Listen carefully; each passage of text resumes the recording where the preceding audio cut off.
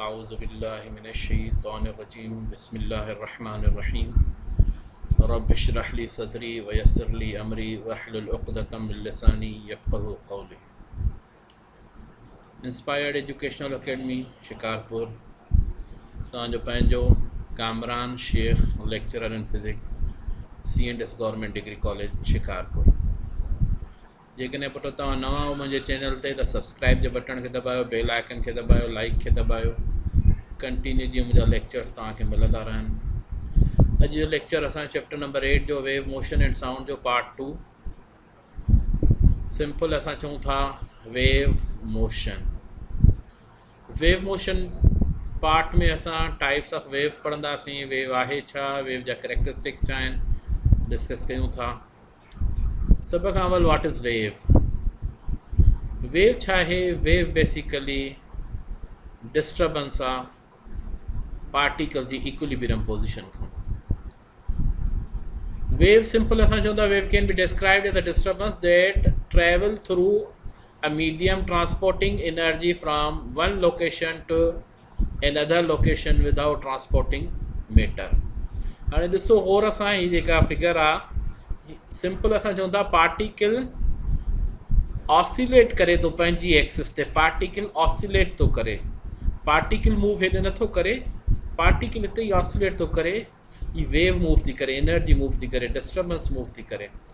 गौर सां सम्झो, तव्हां सोचींदा हूंदो सर हितां खां हीअ वेव अची हेॾे पहुती, जेकॾहिं सपोज़ फॉर एग्ज़ाम्पल हिते मां गाड़ी टेप वेड़े छॾियां, मूव करायां, पोइ छा गाड़ी टेप हेॾे मूव करे वेंदी? छा गाड़ी टेप हेॾे मूव न कंदी। ॿुधाइण जो मक़सदु सिर्फ़ु एनर्जी ट्रांसफ़र थी थिए। पार्टिकल ऑसिलेट थो करे, पहिरियों पार्टिकल मथे वरी हेठि ईंदो हुयो, हिते पार्टिकल मथे थियो वरी हाणे हेठि वापसि हेठि थींदो थींदो। माना पार्टिकल त उते ई पंहिंजी एक्सिस ते ई वाइब्रेट थो करे, ऑसिलेट थो करे, एनर्जी ट्रांसफ़र थी थिए, डिस्टर्बेंस ट्रांसफ़र थी थिए। The wave can be described as disturbance that travels through a medium transporting energy from one location, location 1 जीअं हिते असां चऊं था हथु आहे, इहो सोर्स थियो, to another location without transporting matter। Matter transport न थींदो बाबा, वेव सां एनर्जी ट्रांसपोर्ट थींदी आहे। यादि रखो particles do not travel, particles travel नथा कनि। Clear? The wave can be described as a disturbance that travel through a medium transporting energy from one location to another without transporting matter। Transverse waves छा आहे? हाणे waves जे types ते अची वियासीं। Wave में energy transfer थींदी आहे। Transverse waves छा आहिनि? हाणे हीउ ॾिसो, हितां थोरो गौर कयो, पार्टिकल्स ऑफ द मीडियम ॾिसो हिते ई ऑसिलेट था कनि ऐं वेव काॾे थी मूव करे? उहो हिन तरफ़ एनर्जी थी मूव करे। हाणे पार्टिकल्स ऑफ द मीडियम ऐं वेव जे विच में घणी एंगल थी वई? 90 डिग्री थी वई। Particles of the medium suppose हिते हिन फिगर खे ॾिसूं त वाई एक्सिस ते था वाइब्रेट कनि ऐं वेव जेका मूव थी करे उहा एक्स एक्सिस में 90 डिग्री ते। सिंपल असां चऊं था those waves in which particles of the medium oscillates perpendicular to the direction of wave motion, such waves are called transverse waves. ही ॾिसो फिगर में गौर सां, पार्टिकल्स ऑफ द मीडियम हिते हीअं ऑसिलेट था कनि ऐं वेव काॾे थी ट्रेवल करे, एनर्जी काॾे थी ट्रांसपोर्ट थिए? एक्स एक्सिस में। सिंपल डेफिनेशन पढ़ूं। A transverse wave is a wave in which particles of the medium move in a direction perpendicular to the direction that the wave moves are। Simple असां चवंदा transfer wave is a moving wave whose oscillations are perpendicular to the direction of the wave or path of propagation। ॾिसो और असां figure में वाज़िह ज़ाहिर आहे, particles हीअं move था कनि, वेव हीअं थी मूव करे 90 डिग्री। इहे असां चवंदा इहे ट्रांसवर्स वेव्स आहिनि। For example wave created in horizontal length of a string, जेको हिन खां अवल वारी असां एग्जाम्पल में बि पढ़ियोसीं, वरी मां ॿीहर उहा ई फिगर खणी थो अचां। हीउ ॾिसो, wave created in horizontal length string by anchoring one end and moving the other end up and down. हिकु एंड हिते हिन तरफ़ फ्री आहे, असां हिकु एंड अप एंड डाउन था मूव कयूं ऐं वेव काॾे थी मूव करे? हिन तरफ़ थी मूव करे।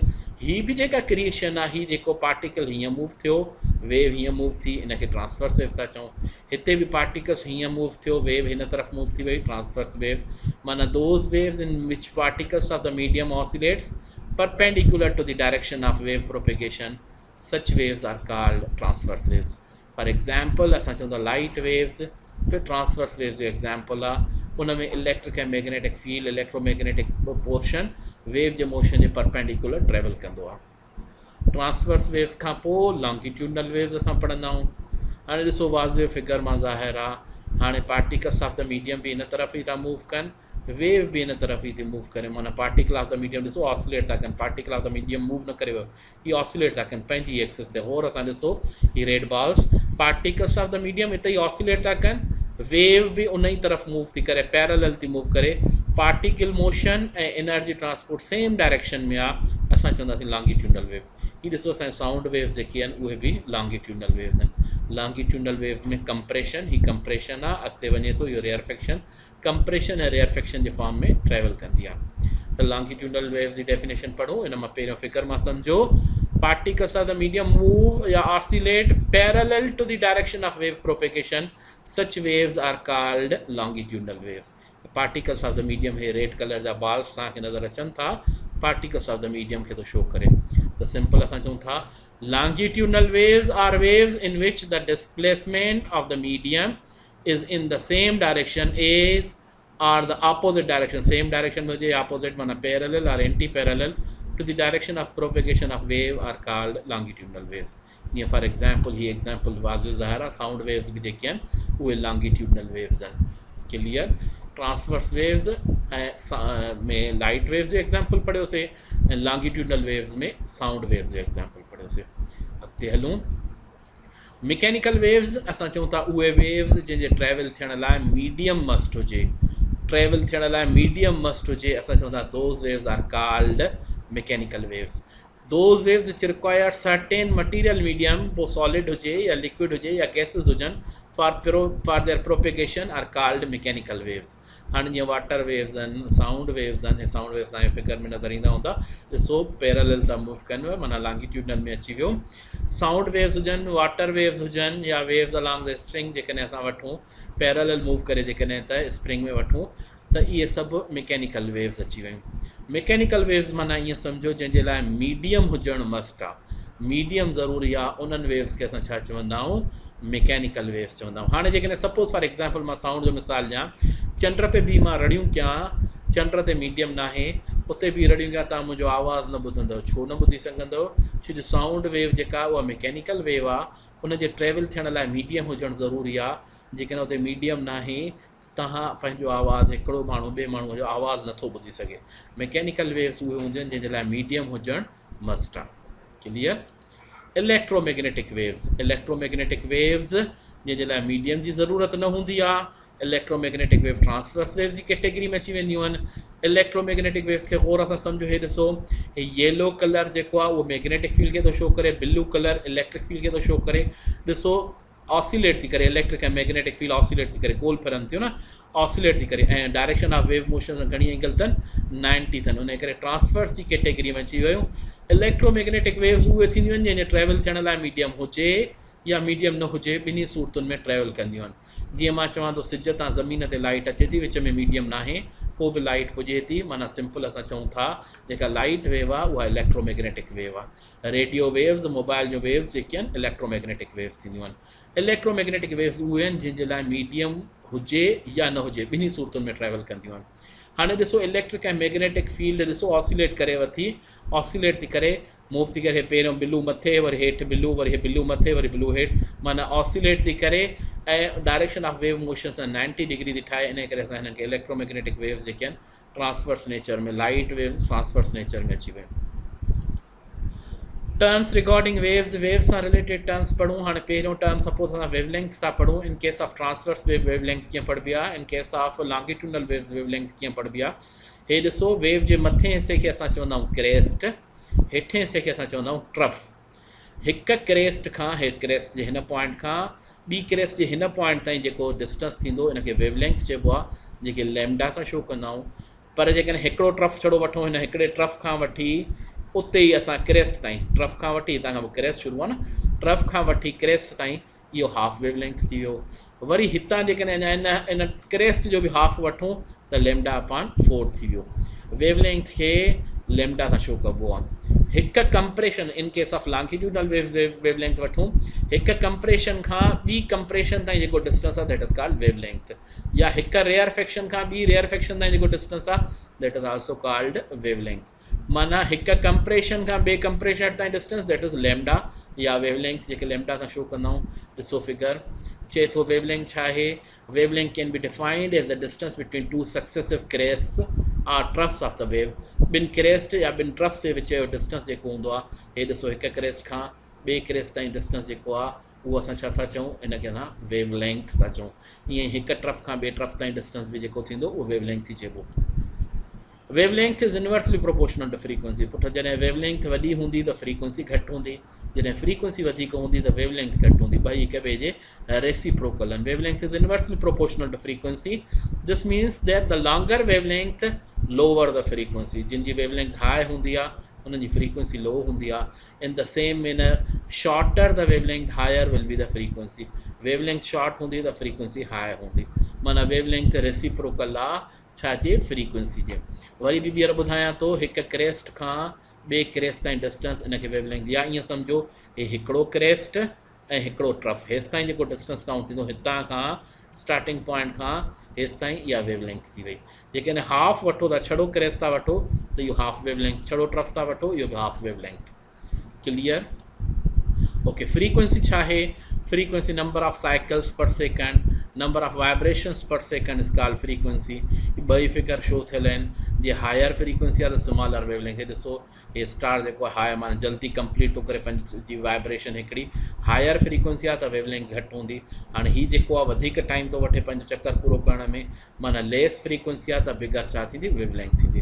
नंबर ऑफ वाइब्रेशंस पर सेकेंड, नंबर ऑफ साइकिल्स पर सेकेंड, जेको सिंपल असां चऊं था wave frequency is the number of waves that passes a fix point in a given amount of time. The SI unit of wave frequency is hertz. 1 hertz कॾहिं थींदो, 1 hertz कॾहिं थींदो जॾहिं हिक वेव पास थिए 1 सेकंड जे अंदरि कंहिं फिक्स पॉइंट मां। असां चवंदा आहियूं फ्रीक्वेंसी 1 hertz थी वई। हिक वेव माना हिकु क्रेस्ट हिकु ट्रफ, माना हिक वेव माना हिकु लैम्डा, हिकु क्रेस्ट हिकु ट्रफ, माना हिक वेव थी वई। चए थो हिक वेव 1 सेकंड में ट्रांसफर थिए त असां चवंदासीं फ्रीक्वेंसी 1 hertz आहे। फ्रीक्वेंसी वरी बि ॿुधायां थो वेवलेंथ जे रेसिप्रोकल आहे। ॿिन्ही फिगर्स में वाज़िब ज़ाहिर आहे। हिते वेवलेंथ घटि आहे त फ्रीक्वेंसी वधीक आहे, स्टार जल्दी थो मूव करेव। जेकॾहिं हिते वेवलेंथ वधीक आहे फ्रीक्वेंसी घटि आहे। हिन खां पोइ वेवलेंथ ऐं फ्रीक्वेंसी जो रिलेशन पढ़ूं। सिंपल ही फिगर आहे। हीअ ॾिसो हितां खां वठी हेसि ताईं हीअं असां चऊं था वेवलेंथ आहे, लैम्डा सां था शो कयूं। सिंपल असां चऊं था नॉर्मल असां S is equal to V T पढ़ंदा आहियूं। In case of wave phenomena पढ़ूं, in case of wave motion पढ़ूं त डिस्टेंस जी जाइ ते असां वटि वेवलेंथ थी वई, वेलोसिटी वी आहे, टाइम पीरियड जी जाइ ते टी, टाइम जी जाइ ते टाइम पीरियड थी वियो।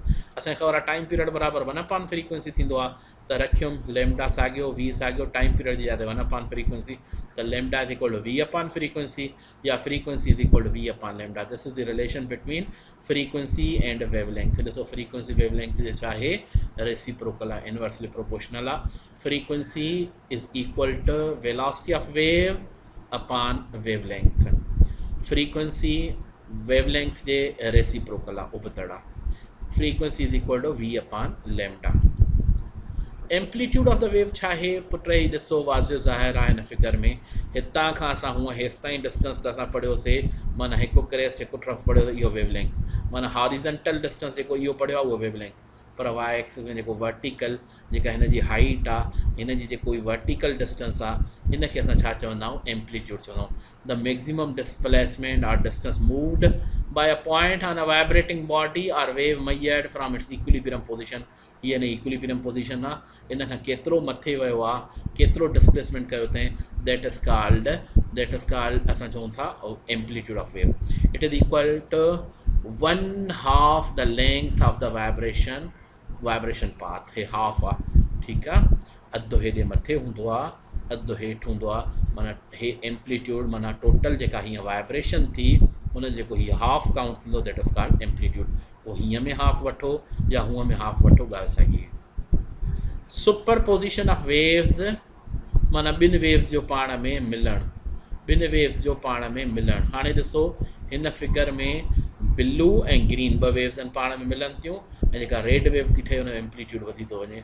माना ॿ वेव्स गॾु ट्रेवल कनि हिकिड़ी पॉइंट तां, उहे पाण में मिलनि ऐं रिज़ल्टेंट वेव जो एम्पलीट्यूड वधी वञे या घटिजी वञे, इनखे असां सुपर पोजिशन चवंदा आहियूं। सुपर पोजिशन असां चऊं था कंस्ट्रक्टिव बि थींदी आहे, डिस्ट्रक्टिव बि थींदी आहे, उहो अॻिते डिस्कस कयूं था। The process of combining two waves traveling together is called superposition of waves. ॿ वेव पाण में मिलन उनखे असां छा चवंदा आहियूं, सुपरपोजिशन ऑफ वेव्स. हाणे principle of superposition of waves छा आहे? Superposition principle states that when two or more waves reach at same point of the medium at same time, then these waves overlap each other. ॿई हिक ॿिए खे overlap कंदियूं आहिनि and the resultant displacement is equal to algebraic sum of their individual displacements at the point. हाणे जेको resultant displacement हूंदो उन्हनि ॿिन्ही जो अल्जेब्रिक सम काउंट थींदो. जेकॾहिं हिकिड़ी वेव 1 सेंटीमीटर एम्पलीट्यूड आहे, ॿीं बि 1 सेंटीमीटर एम्पलीट्यूड आहे, ॿई जेकॾहिं सपोज़ क्रेस सां थो मिले त जेका रिज़ल्टेंट वेव ठहंदी उन 2 सेंटीमीटर थी वेंदो. अल्जेब्रिक सम काउंट थींदो. केसिस ऑफ सुपरपोजिशन टे असां पढ़ंदा आहियूं. जेकॾहिं ॿ वेव जिन जी same frequency travelling in the same direction, ॿ वेव हुजनि सेम फ्रीक्वेंसी सेम डायरेक्शन में मिलनि, सुपरपोज कनि त उहे छा कंदियूं आहिनि, इंटरफियरेंस प्रोड्यूस कंदियूं आहिनि. वरी ॿीहर ॿुधो, ॿ वेव्स जिन जी सेम फ्रीक्वेंसी सेम डायरेक्शन, इहा इंटरफियरेंस थी वई. पर वरी जेकॾहिं असां चऊं था ॿ wave slightly different frequency travelling in same direction, superpose कनि त इहे छा थी वेंदो, बीट्स थी वेंदो. पर ॿ wave same frequency same wavelength travelling in opposite direction between two fixed ends हुजे त उहे छा ठाहींदियूं आहिनि, स्टैंडिंग वेव्स ठाहींदियूं आहिनि. त माना हिन मां तव्हांखे ख़बर पई त सुपरपोजिशन जा तव्हां वटि टे केसिस थी विया. हिकु इंटरफियरेंस थी वियो, ॿियो बीट्स थी वियो, टियों स्टैंडिंग वेव्स थी वियो. हाणे जेकॾहिं असां चऊं था इंटरफियरेंस में same frequency same wavelength same direction, असां चवंदा त इहा थी वई इंटरफियरेंस ऑफ साउंड. पर स्लाइटली डिफरेंट फ्रीक्वेंसीज़ वारियूं पाण में वेव्स मिलियूं, इहा थी वई बीट्स. सिंपल असां चऊं था सेम फ्रीक्वेंसी वारियूं वेव्स अपोजिट डायरेक्शन में बिटवीन टू फिक्स्ड एंड्स मिलनि त इहो छा थींदो, stationary waves or standing waves. हाणे कंस्ट्रक्टिव इंटरफियरेंस फिगर खे गौर सां ॾिसो. ॿ वेव मिलनि थियूं, ॿई हिकिड़ी पॉइंट खां स्टार्ट थियूं थियनि. ॾिसो ॿिन्ही जो क्रेस सां थो मिले, हेठि हेॾो ट्रफ सां मिलंदो. पॉइंट ऑफ इंटरेक्शन ॾिसो त सेम पॉइंट ते मिलनि थियूं. असां चवंदा हाणे हीअ जेके इंटरफियरेंस थींदी, इन इंटरफियरेंस खे असां चवंदा आहियूं कंस्ट्रक्टिव इंटरफियरेंस. तव्हां ॾिसंदा अचो ही कंस्ट्रक्टिव इंटरफियरेंस थी वई. एम्पलीट्यूड ऑफ रिज़ल्टेंट वेव छा थी वियो, इंक्रीज़ थी वियो. Amplitude of resultant wave increase थी वियो. सिंपल असां चऊं था that kind of interference in which two waves reinforce each other is called constructive interference. For constructive interference crest of one wave falls on the crest of other wave, and likewise for the troughs, mana trough of one wave falls on the trough of other wave, the amplitude of resultant wave will be increased. Amplitude वधी वियो. Such interference is called constructive interference. हे ॾिसो wavelength त same रही, हे ॾिसो wavelength same रही, फ़र्क़ु छा में आयो आहे, amplitude. Hey suppose A amplitude हो, हे बि एम्पलीट्यूड ए हुयो. हाणे जेका नई वेव ठही आहे हुन एम्पलीट्यूड छा थी वियो आहे, 2a थी वियो आहे. माना इहा इंटरफियरेंस जेका थी आहे कंस्ट्रक्टिव इंटरफियरेंस थी आहे. कंस्ट्रक्टिव इंटरफियरेंस थी आहे, वेवलेंथ में चेंजिंग न आई आहे. छा में चेंजिंग आई आहे, एम्पलीट्यूड में चेंजिंग आई आहे. क्लियर. Number 2 destructive interference. हाणे ॾिसो हिकिड़ी वेव जो क्रेस्ट थो मिले, हिकिड़ीअ जो ट्रफ थो मिले, ॿीअ जो ट्रफ त हिन जो क्रेस्ट, इहे मिलंदा त हीअ वेव कैंसिल आउट थी वई. हीअ ॾिसो तव्हां, माना हिक ॿिए खे रीइंफोर्स करे ख़तमु करे छॾियऊं. इहा जेका इंटरफियरेंस थी वई, इहा डिस्ट्रक्टिव इंटरफियरेंस थी वई. That kind of interference in which two waves cancel each other's effect is called destructive interference. For destructive interference, crest of one wave falls on the trough of other wave, the amplitude of resultant wave will be less than either of the individual wave.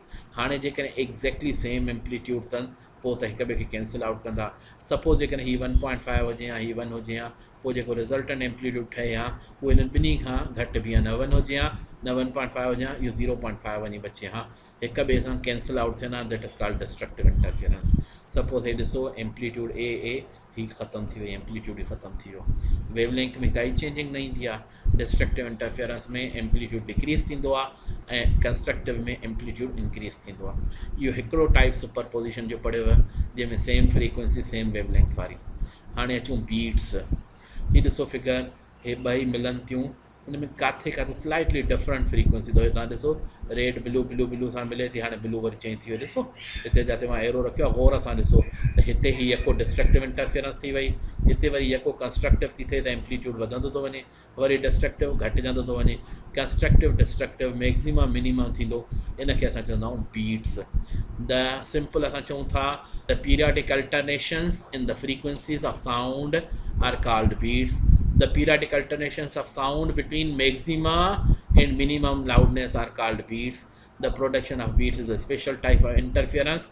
It is the phenomena of interference between two sound waves of slightly different frequency. वरी भी चवां तो figure के गौर सां ॾिसो, slightly different frequency अथव red ऐं blue में.